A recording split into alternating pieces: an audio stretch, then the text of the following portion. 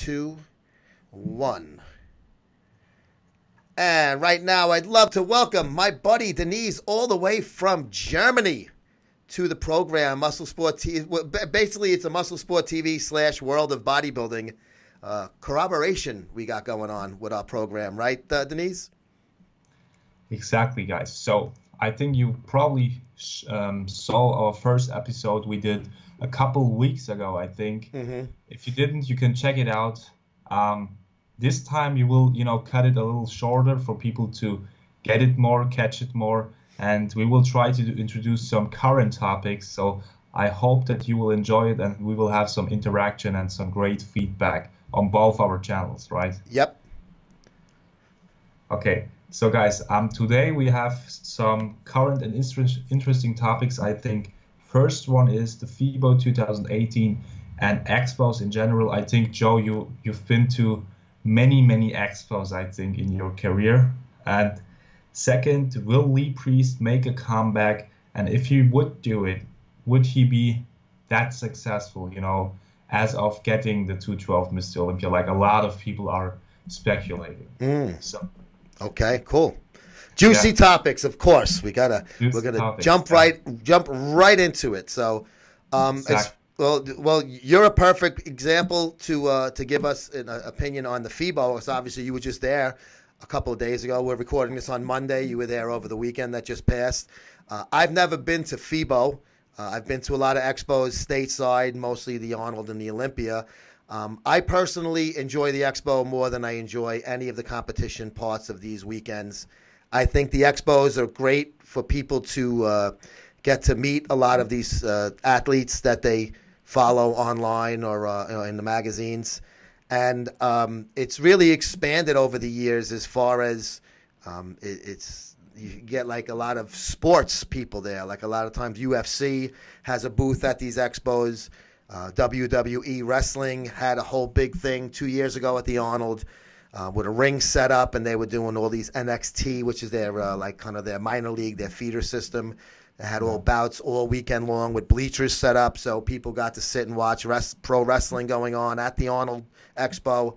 Strikeforce, when they were before UFC bought them, I've been at their booth before at the, I believe it was the Arnold Expo. So it's not just bodybuilding. It's kind of a whole different, all different athletics involved.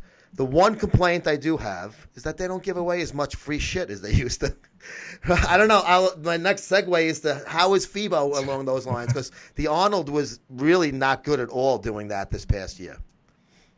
Yeah, so guys, the FIBO 2018, the past weekend actually. So today I got home, at night at 2:30 a.m. I got home and I went to sleep.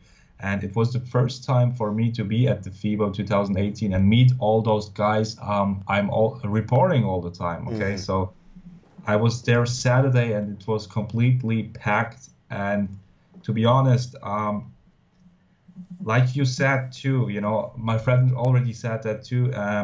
The samples are not like they used to because a lot of booths are not giving away that many samples. And if they do, what I saw was if they do, they're like having some athletes and some music and they're throwing away those samples. Yeah. And people, for a little 20, 30 gram weight sample, they will really fight into each other. I saw it. I was shocked. Scrum. Yeah, they will throw the plastic shakers and people will really fight for it. Like if it was, a car or something like that, or a house.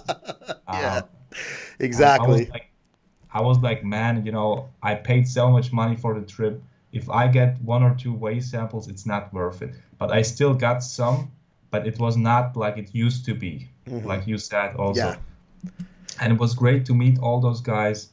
But I think, the expo is probably, like you said, even more interesting than the contest itself, because there you have some interaction, and if you don't like this guy, you go to that guy. Yep. If you don't like that booth, you got to go to that booth, and you're just more having more opportunities and options. But it was sad, like Rich Piana was that it was a huge booth when he was alive. I know that my friend was there Yeah. It was one of the most biggest booths at the FIBO, and this year, because he's not alive anymore, sadly, rest in peace, it was very, very minor, you know. But that was clear. And I saw Lee Priest too. He was at Black Skull. Yeah. And at first I didn't see him because at his booth they're having a show with girls and music and everything. It was very, very loud. And then I asked the people at the booth, where's Lee Priest? And then they said he's at the back, and I was checking him out and was talking to him a little bit. I even said, you know, I'm a friend of Joe Pietaro and Greg Valentino. Oh, cool. Good. So, yeah. And that he said too, you know, great guys and everything. But it was so loud. Sometimes the music at the booths were so loud that some guys even had those things you put in your ear. I don't know how you call it. Yeah, like earplugs. Like, yeah. Yeah. Yeah, because it was too loud to even hear each other. But so Lee was cool with you then. You were hanging out, bullshit with him for a little while. Yeah, I was talking a few sentences actually. Sure. Yeah. Hope you remember. Ronnie Coleman can't walk anymore. He was in front of me. He was sitting, and when he was, you know, trying to do a photo with a guy, he had to go with those crunches. How you call that when you're sick? Crutches. So, yeah, exactly. Wow, that's sad. That was sad because it was the first time I saw Ronnie, and to see him that way. Yeah. And you know, first saw him in the videos. It was like preparing for the 2001 or 2003 Mr. Olympia when he was his biggest, and then you see him in real life after all these years. It's sad to see that. But guys like Jay Cutler, for example, look very, very fresh and healthy. Yes. I have to say that. Yeah. Jay Cutler, he was very, you know, stylish too. And he seemed to be very up to date with everything. Like that too. And Dorian Yates too. He's smaller now. Yeah. Well, he's not a bodybuilder anymore, but he looks very healthy and, I don't know, happy with life. Let's put it that way. You know, confident. And he had a lot of guys too. I got the chance to hold up the Sando, the original Sando. Oh wow, very cool. And that was great too. But what was your most awkward or most funny experience at this Expos? Do you have any? Yeah, I actually do, but I don't know. I probably leave that one.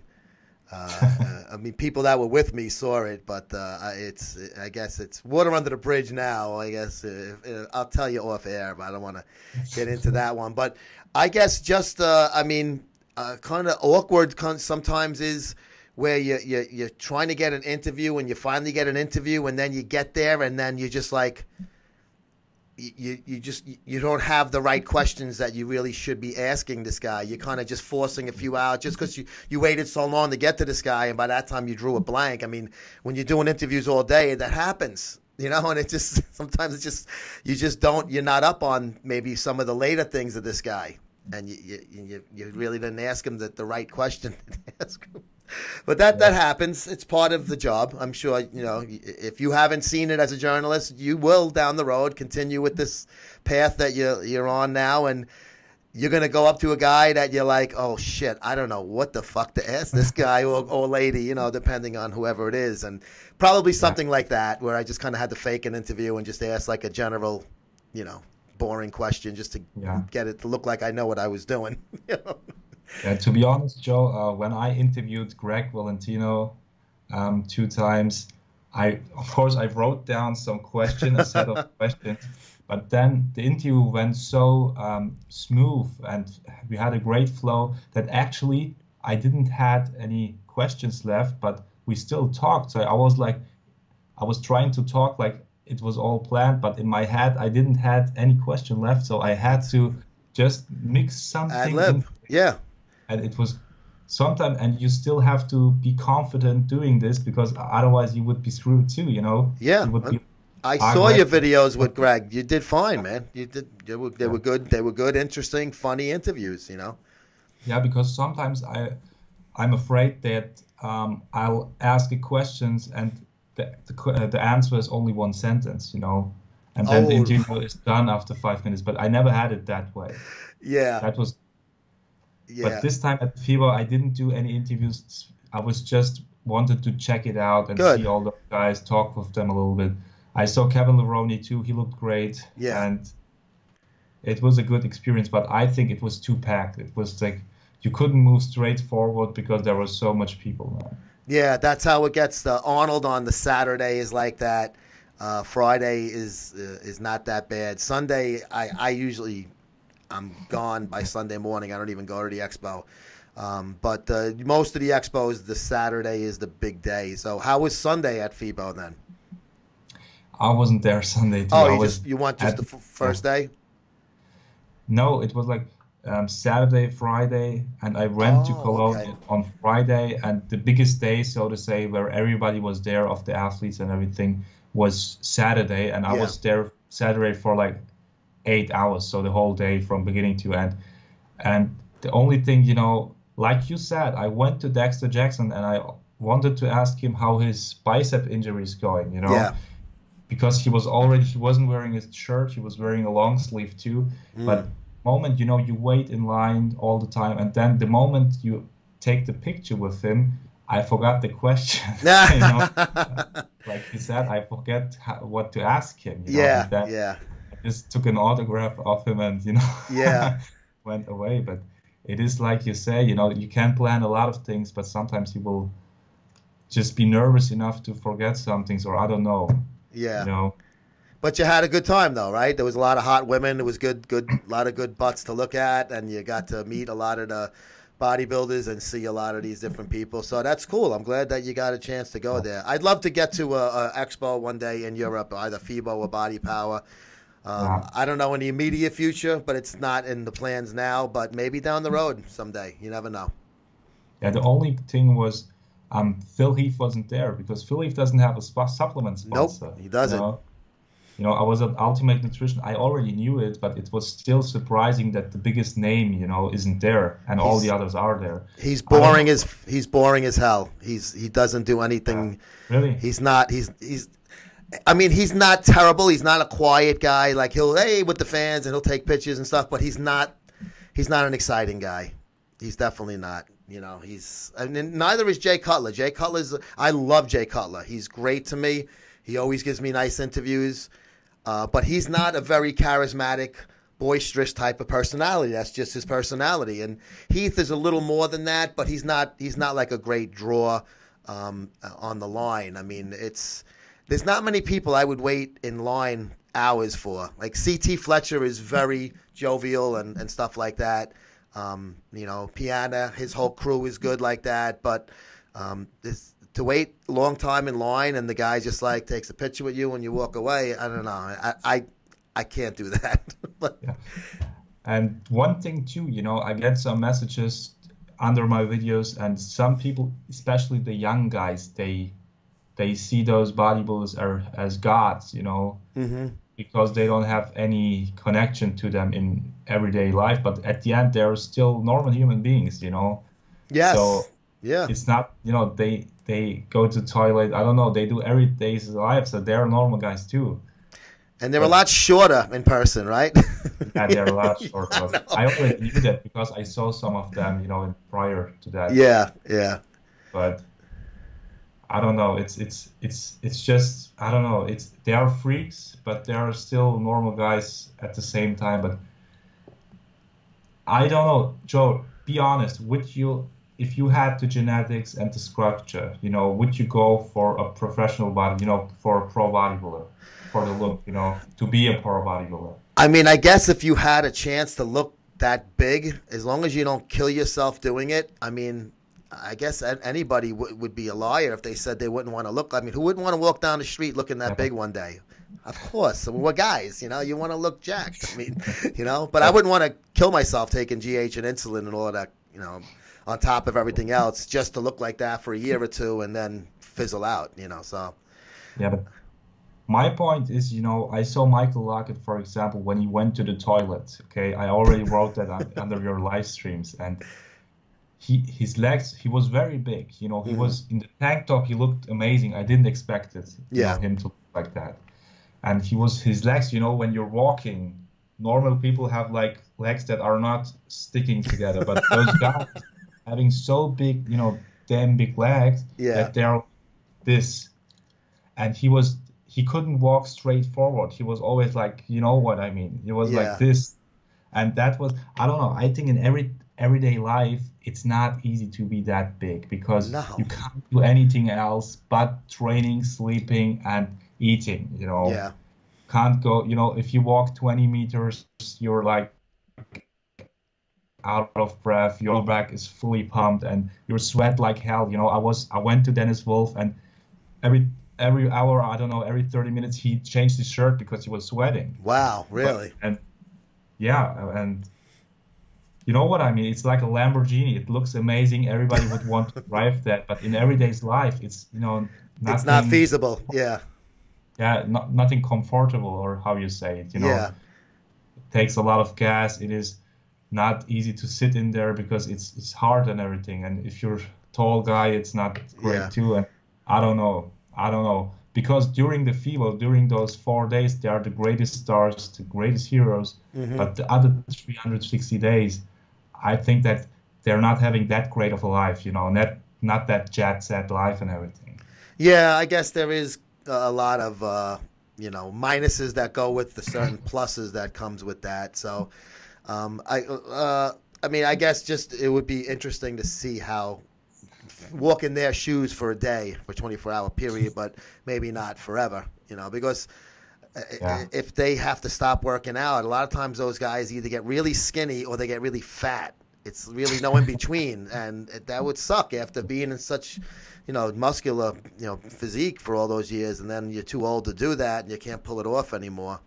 You don't want to look like a nobody, and you don't want to look like a chubby guy either. So I don't know. I guess I've lived 50 years with this body. I'll stay with it now. You know?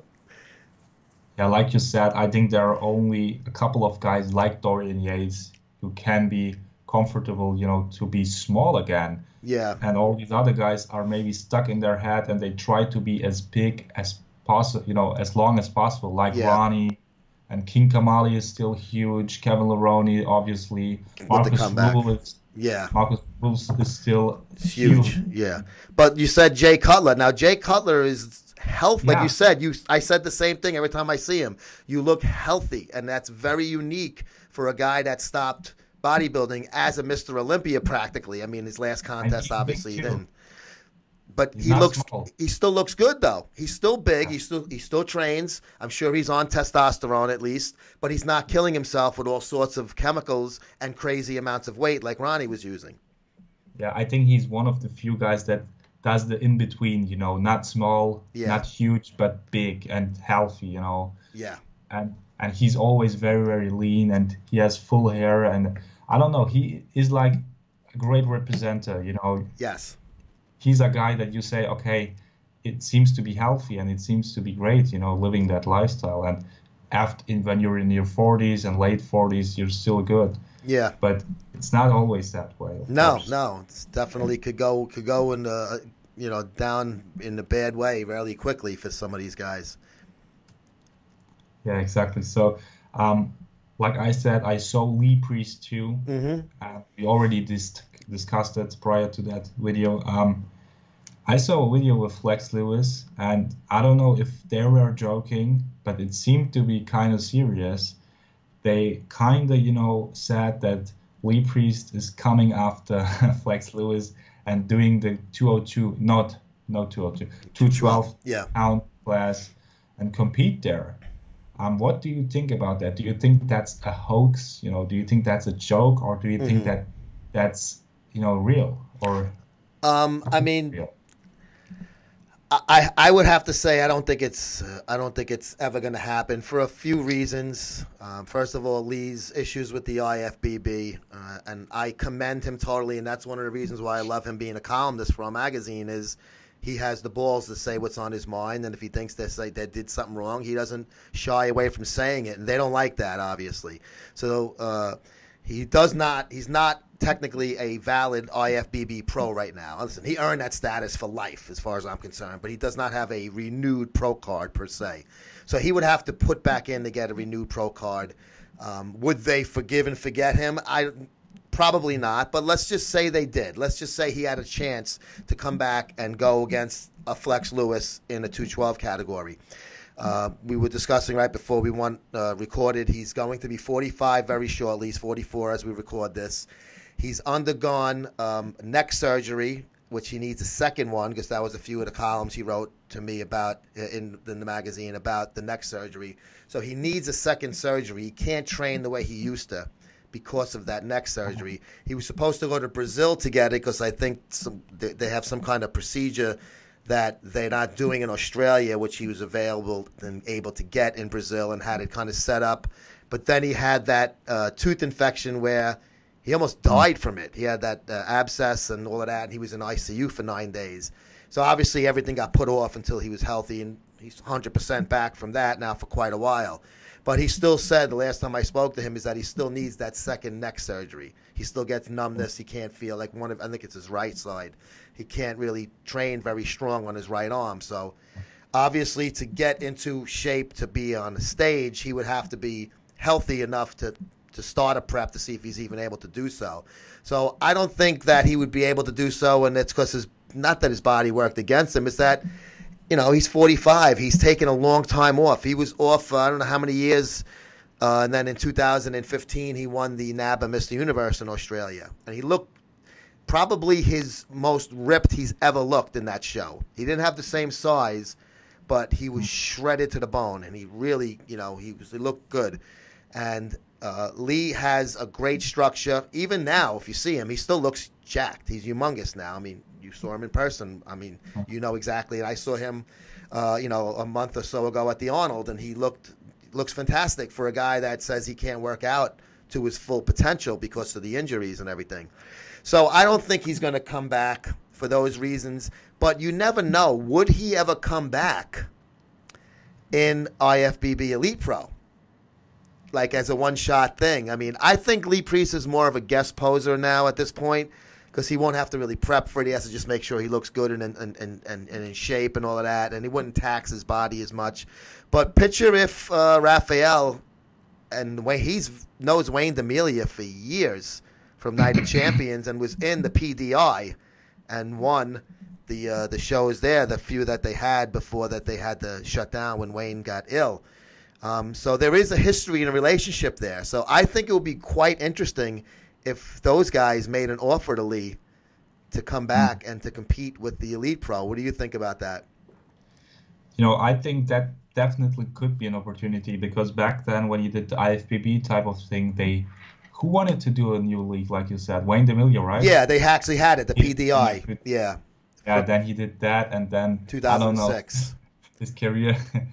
Well, I think he was kind of wrapping it up anyway. I think he even said he didn't feel like competing anymore. He came back in that NABBA show. That was the last thing he ever thought he was going to do, he said.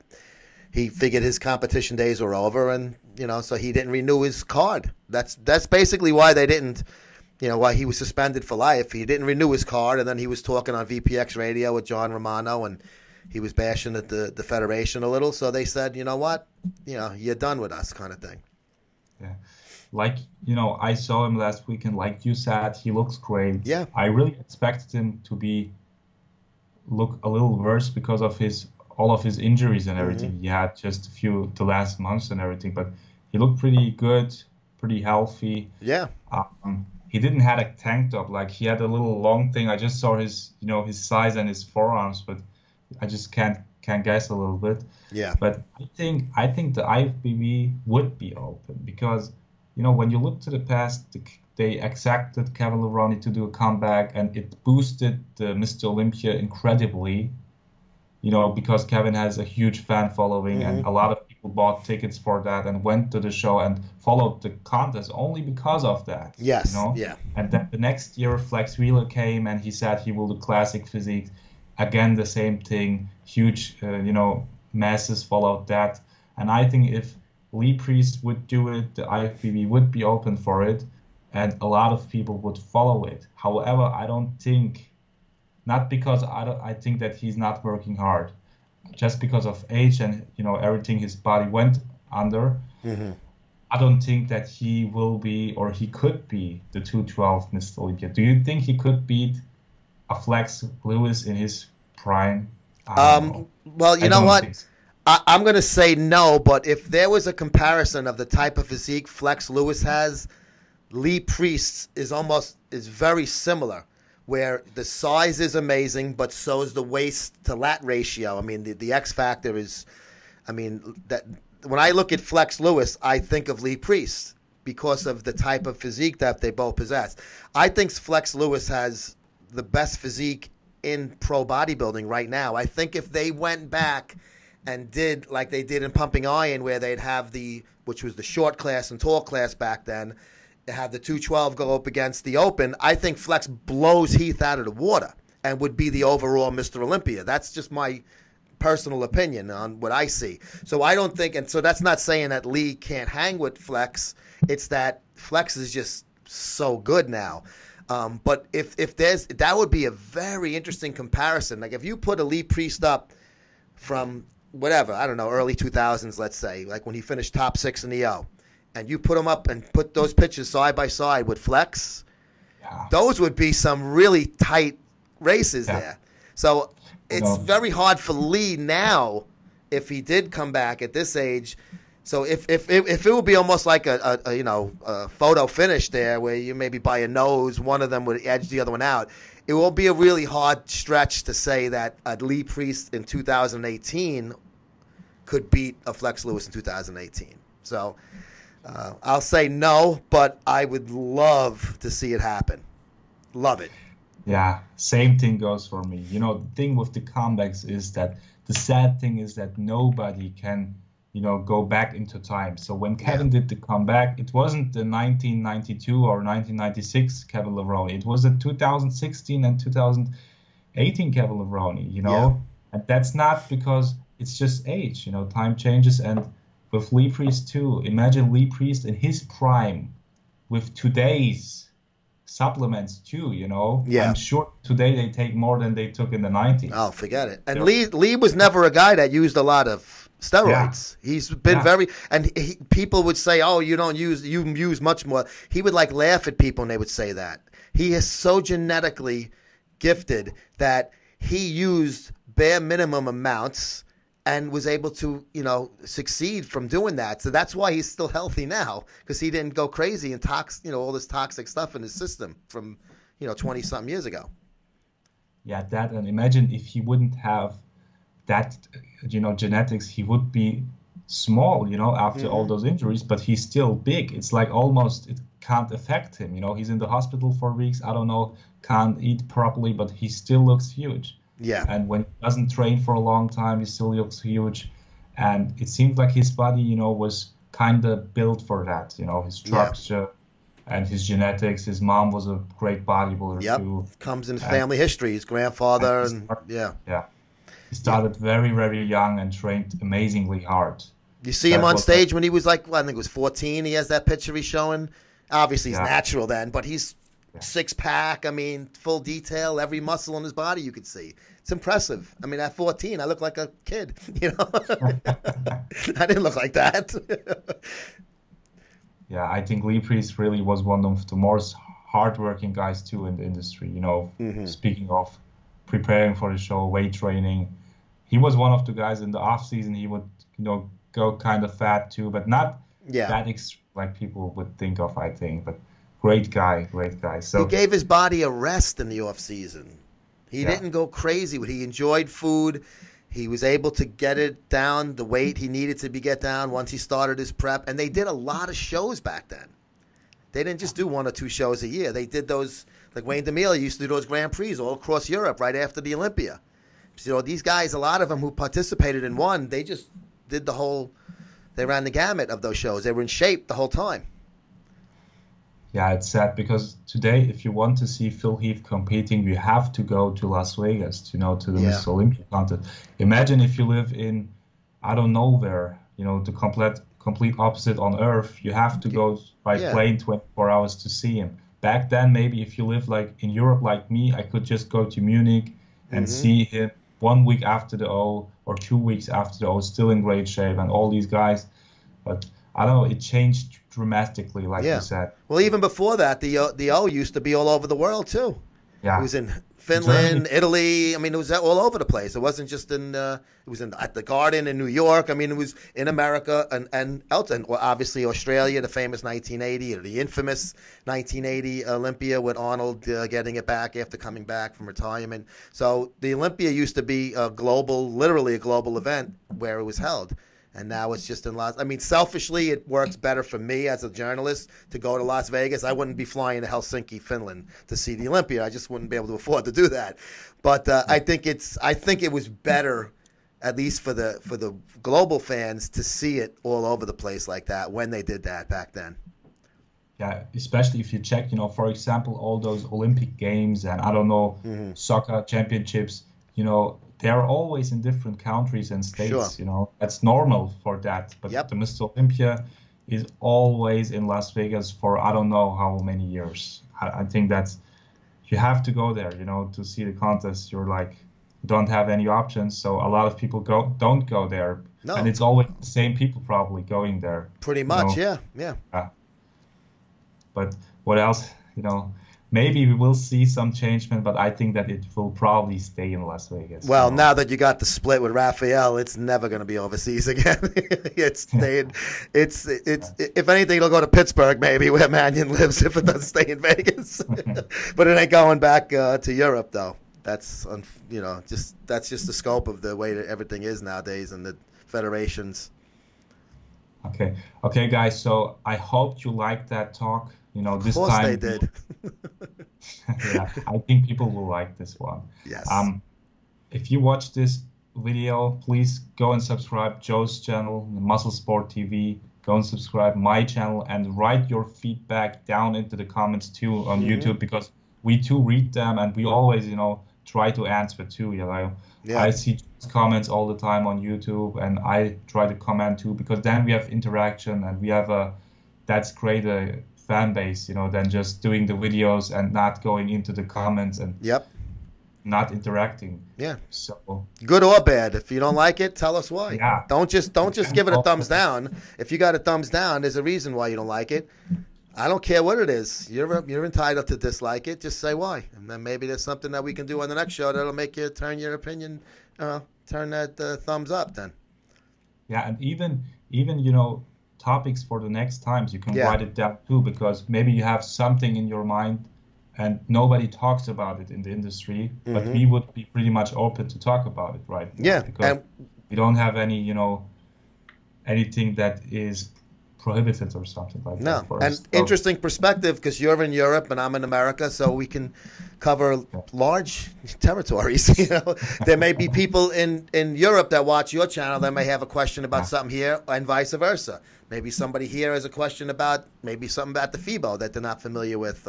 What shows, like in Germany, other shows are there besides the FIBO and things like that, even if they're amateur or elite pro or whatever. Maybe people have those questions, because that's where the shows are going to be for the most part now. So, the elite pro end of things. So, as far as professional goes, I know the amateurs, they have been a lot of them across the U.S. now coming up. But there's a lot of questions about what's going on with these federations in Europe, and you might be able to give people those answers since you're over there. Yeah. So, guys, hope you enjoyed this episode. It was the second show of ours, but of course not the last one. I hope you will enjoy it, and see you soon next time, guys. Bye. Take care.